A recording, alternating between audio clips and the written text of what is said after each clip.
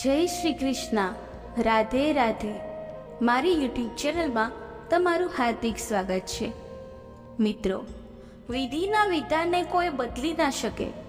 મનુષ્યના ભાગ્યમાં જે લખેલું હોય છે તે તેના યોગ્ય સમયે અને યોગ્ય સ્થળે થઈને જ રહે છે. આજના આ વિડીયો દ્વારા રજૂ કરેલ એક એવી જ કથા છે જે કદાચ તમે ક્યારેય સાંભળી નહીં હોય. એક રાજાની રાજકુમારીના વિવાહ એક મળદા સાથે થાય છે. આ ખૂબ જ રસપ્રદ અને હૃદયસ્પર્શી છે, જેથી આપ સૌને આગ્રહ છે કે આ કથાને ધ્યાનપૂર્વક છેલ્લે સુધી સાંભળો અને કૃપા કરીને કમેન્ટ બોક્સમાં હર હર મહાદેવ લખી એક લાઈક જરૂર કરજો, જેથી ભગવાન ભોળાનાથના આશીર્વાદ હંમેશા આપણા પર બની રહે. ઘણા સમય પહેલાની આ વાત છે. એક રાજ્યમાં એક રાજા અને રાણી રાજ કરતા હતા. રાજાના ઘરમાં કોઈ વસ્તુની કમી ન હતી. ધન દોલતથી ભંડારો ભરેલા હતા. રાણીને એક જ વાતનું દુઃખ હતું કે અમારા ઘરમાં કોઈ વસ્તુની કમી નથી. બધું જ છે, ધન દોલત, રાજપાટ, નોકર ચાકર, કોઈ બાબતની કમી નથી. માત્ર એક જ કમી હતી, રાણીના કુખેથી કોઈ સંતાન જન્મ્યું ન હતું. એટલે જ્યારે પણ રાણી બહાર ફરવા જતી ત્યારે સમાજના લોકો રાણીને તિરસ્કારની ભાવનાથી જોતા. તેઓ કહેતા કે આ રાણી તો વાંજળી છે. પ્રિય દર્શકો, આ સંસારમાં એક સ્ત્રી માટે વાંજ્યપણું એક અભિશાપ છે. સ્ત્રી ગમે તેવા દુઃખને સહન કરી લે, પરંતુ વાંજ્યાપણું એક સ્ત્રી માટે ખૂબ જ વહમું છે. રાજા અને રાણી બંને ભગવાન શિવની પૂજા અને ભક્તિ કરતા હતા. ભગવાન શિવના ખૂબ જ મોટા ભક્ત હતા. જ્યાં સુધી તેઓ સવારે ભગવાન શિવની પૂજા ન કરી લે ત્યાં સુધી ભોજન ગ્રહણ કરતા ન હતા. અને ભગવાન શિવની કૃપાથી બધી બાબતનું સુખ પણ હતું, પરંતુ તેમને સંતાન ન હોવાથી તે દુઃખી રહેતા. અને તેઓ ઘણી વખત ભોલે બાબાને ફરિયાદ કરતા રહેતા, હે પ્રભુ, તમે અમને તમામ પ્રકારના સુખ અમારી જોડીમાં ભરી દીધા છે. તમામ સુખ સુવિધાઓ ઉપલબ્ધ છે. અમને તમારાથી બીજી કોઈ ફરિયાદ નથી, પણ અમારે કોઈ સંતાન નથી, નથી પુત્ર કે નથી પુત્રી. તેમ છતાં અમને દુઃખ નથી થતું, પણ સમાજના લોકોના મેણા ટોણા અમારે સાંભળવા પડે છે. એક વખત નારદ મુનિ પૃથ્વી લોકમાં ફરવા નીકળ્યા. ફરતા ફરતા નારદજી એ જ રાજાના રજવાડામાં પહોંચી ગયા.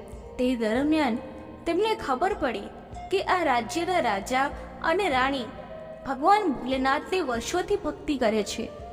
તેમના ઘરમાં ધનની કોઈ કમી નથી, પરંતુ તેમને સંતાન નથી. એ બાબતને લઈને રાજા રાણી ખૂબ જ દુઃખ અનુભવે છે. એ રાજા રાણીનું દુઃખ જોઈને દેવ ઋષિ નારદ ભગવાન શિવની પાસે કૈલાસ પર્વત પર પહોંચ્યા. દેવ ઋષિ નારદે ભગવાન શિવને પ્રણામ કર્યા. ભગવાન શિવે દેવ ઋષિને આવકાર આપ્યો અને પછી ભગવાન શિવે પૂછ્યું, બોલો નારદજી, તમે આજે ક્યાંથી ભૂલા પડ્યા છો? નારદ મુનિએ કહ્યું, હે પ્રભુ, ત્રણેય લોકમાં તમારાથી કંઈ પણ અશક્ય નથી. બધા જ કાર્ય તમારા માટે સંભવ છે. અને તમારા એવા એવા ભક્ત છે જેઓ રાત દિવસ તમારી ભક્તિમાં જીવન વિતાવે છે, અને છતાં તમારા ભક્તો દુઃખી રહે છે. તમે તમારા ભક્તોને બધું સર્વ સુખ આપો છો. તમે પુરુષને રાજા અને સ્ત્રીને રાણી બનાવો છો, પરંતુ અમુક બાબતથી આપ તમારા ભક્તોને દુઃખી રાખો છો. આવું તમે કેમ કરો છો પ્રભુ? નારદ મુનિની વાત સાંભળીને ભગવાન શિવ નારદને કહેવા લાગ્યા, હે નારદજી, વાત શું છે? તમે કઈ બાબતને લઈને આટલા ચિંતિત છો? મને જણાવો. પછી દેવ ઋષિ નારદે કહ્યું, હે પ્રભુ, તમે એ રાજા રાણીનું ઘર તો ધન અને ખજાનાથી ભરી દીધું છે, પરંતુ એ રાણીને સંતાન નથી. તે રાણી રાજાને લોકોના મેણા ટોણા સાંભળવા પડે છે. તમે એમને સંતાન કેમ નથી આપતા? રાણી સમાજના લોકોના મેણા ટોણાથી દુઃખી છે અને પોતાની જાતને અપમાનિત મહેસૂસ કરે છે. નારદની વાત સાંભળીને ભગવાન શિવે કહ્યું, હે નારદ, ચિંતા ન કરો. તે રાણીના કુખેથી એક પુત્રીનો જન્મ થશે. એ કન્યાના લગ્ન કાં તો બળદ સાથે થશે અથવા તો મૃતદેહ સાથે થશે. ભગવાન શિવની આ વાત સાંભળીને નારદ મુનિને વિચાર આવ્યો કે દીકરી જન્મશે તો શું? એ રાણીને કોઈ વાંદરી તો નહીં સમજે. પછી ભગવાન શિવને પ્રણામ કરીને નારદજી ત્યાંથી આગળ વધ્યા. ધીમે ધીમે સમય વીતતો ગયો અને રાણીએ ગર્ભ ધારણ કર્યો. 9 માસ પૂર્ણ થયા અને રાણીએ એક પુત્રીને જન્મ આપ્યો. રાજા અને રાણી તો ખૂબ પ્રસન્ન થયા. બંનેએ ભગવાનનો આભાર માન્યો કે અમારે કોઈ સંતાન ન હતું. છેવટે ભગવાન ભોલેનાથે અમારી પ્રાર્થના સ્વીકાર કરીને અમને પુત્રી આપી. રાજા રાણી તો ખૂબ ખુશ હતા. તેમણે દીકરીનું નામ પદ્મા રાખ્યું. જ્યારે દીકરી મોટી થઈ અને ભણવા યોગ્ય થઈ તો એને શિક્ષણ માટે એક ગુરુકુળમાં દાખલ કરાવી. પહેલાંના સમયમાં કોઈ કોલેજ કે સ્કૂલ વગેરે તો હતા નહીં, ગુરુકુળ જ હતા. એટલે તે રાજકુંવારી ગુરુકુળમાં ભણવા ગઈ. હવે ગુરુકુળના જે ગુરુ હતા તે ખૂબ જ વિદ્વાન હતા, ખૂબ જ જ્ઞાની હતા. તો આ રાજાની કન્યાનો લલાટ અને તેનું મુખ જોઈને તેને કર્મજલી કહેતા હતા. ઘણા દિવસ સુધી એ રાજાની કન્યા શાંત રહી, પણ ગુરુજી તેને કર્મજલી કહેતા. એ તેને પસંદ ન હતું. એ પોતાને અપમાનિત સમજતી હતી. એક દિવસ તે પોતાના ઘેર આવી તો રાજા અને રાણીને પોતાના માતા પિતાને ફરિયાદ કરી કે હું હવે એ ગુરુકુળમાં ભણવા નહીં જાઉં. તો રાજા રાણીએ કારણ પૂછ્યું કે બેટી, તને શું તકલીફ છે? તો ગુરુકુળમાં જવાની ના કેમ પાડે છે? તો રાજકુમારીએ કહ્યું કે મારા ગુરુજી છે તે મને કરમજલી કહીને બોલાવે છે, મારું અપમાન કરે છે, જે મને પસંદ નથી. એ નામથી મને ચીડ થાય છે, એટલે હું ગુરુકુળમાં નહીં જાઉં. તો તેના માતા પિતાએ કહ્યું, બેટી તું જા, અમે કાલે ગુરુકુળ આવીશું, ગુરુજીને ઠપકો આપીશું, પછી એ તને કર્મજલી નહીં કહે. બીજા દિવસે રાજા અને રાણી ગુરુકુળમાં ગયા અને ગુરુજીને કહ્યું, ગુરુજી, તમે અમારી પુત્રીને કર્મજલી કેમ કહો છો? એનાથી એને દુઃખ થાય છે, એ અપમાનિત મહેસૂસ કરે છે, એને સારું નથી લાગતું. અમારી પુત્રીનું નામ તો પદ્મા છે, આપ એને હવેથી પદ્મા કહીને બોલાવો, કરમજલી ના કહેતા. મિત્રો, ત્યારે ગુરુકુળના ગુરુ રાજા રાણીને કહે છે કે ક્ષમા ચાહું છું રાજન, પરંતુ એક વાત મારે તમને જણાવવી પડશે, એ મારું કર્તવ્ય છે. હું તમારી પુત્રીને કર્મજલી એટલા માટે કહું છું કારણ કે એનું ભાગ્ય બોલે છે. એ એના ભાગ્યની રેખા કહે છે કે તમારી પુત્રી જ્યારે 18 વર્ષની થશે ત્યારે તેના વિવાહ એક બળદ સાથે અથવા તો એક મળદા સાથે થશે. અને એ જ સત્ય છે જે મને દેખાઈ રહ્યું છે. રાજા અને રાણી પરત પોતાના મહેલમાં આવ્યા. ગુરુજીની વાતો તેમના મન મગજમાં ઘર કરી ગઈ. રાજા અને રાણી ખૂબ જ ચિંતિત થઈ ગયા. સમય પોતાની ગતિથી આગળ વધતો ગયો. દીકરી 18 વર્ષની થઈ ગઈ. હવે રાજા રાણીની ચિંતા ખૂબ જ વધી ગઈ, કારણ કે એ આચાર્ય જે ગુરુજી હતા તે વિદ્વાન હતા, એટલે એમની વાતોને ટાળવી પણ અશક્ય હતી. એટલે રાજા અને રાણીએ એક ઉપાય શોધ્યો કે અહીંથી દૂર બીજા નગરમાં જઈને આપણી પુત્રીના વિવાહ કોઈ રાજકુમાર સાથે કરાવી દઈએ. આ પ્રકારનો નિર્ણય કરીને રાજા રાણી પોતાની પુત્રીને લઈને રથમાં બેસી બીજા નગર તરફ પ્રયાણ કરે છે. વચ્ચે જંગલ આવ્યો. જંગલના રસ્તેથી રાજાનો રથ જઈ રહ્યો હતો કે અચાનક સામેથી મોટો કદાવર બળદ દોડતો આવતો જોયો. રાજાને થયું, આ બળદ આપણા બધાને મારી નાખશે, એ નિશ્ચિત છે. એટલે રાજા રાણી એ મનથી ભગવાન શિવનું સ્મરણ કર્યું, કારણ કે તેઓ ભગવાન શિવના ભક્ત હતા. એક પળમાં ચમત્કાર થયો. બળદ અચાનક ઊભો રહી ગયો. બળદના નીચેની જમીનમાંથી મોટું મજબૂત પાંજરું નીકળ્યું અને બળદ પાંજરામાં કેદ થઈ ગયો. હવે પાંજરામાંથી નીકળવું બળદ માટે સંભવ ન હતું. રાજા રાણી અને તેમની પુત્રી બળદથી બચી ગયા. આગળ ચાલતા ચાલતા એક સુંદર મહેલ તેમની નજર સામે દેખાયો. તેમણે વિચાર કર્યો કે રાત પડવામાં સમય ઓછો જ છે, એટલે જે મહેલ દેખાય છે એ મહેલમાં વિશ્રામ કરી લઈએ. રાજા રાણી અને તેમની પુત્રી રથમાંથી ઉતરીને એ મહેલના દ્વાર પર પહોંચ્યા. આગળ એમની પુત્રી હતી. જેવો તેણે મહેલના દ્વારને સ્પર્શ કર્યો કે દ્વાર ખુલ્યો એટલે રાજાની પુત્રી અંદર દાખલ થઈ ગઈ. જેવી રાજકુમારી અંદર દાખલ થઈ કે મહેલનો દરવાજો બંધ થઈ ગયો. ઘણા બધા પ્રયાસ કરવા છતાંય દ્વાર ખુલ્યો નહીં. રાજા અને રાણી મહેલની બહાર બેઠા બેઠા દ્વાર ખુલવાને પ્રતીક્ષા કરવા લાગ્યા કે મહેલનો દરવાજો ખુલશે અને અમારી પુત્રી બહાર આવશે. પછી અમે અમારી પુત્રીને સાથે લઈને આગળ વધીશું.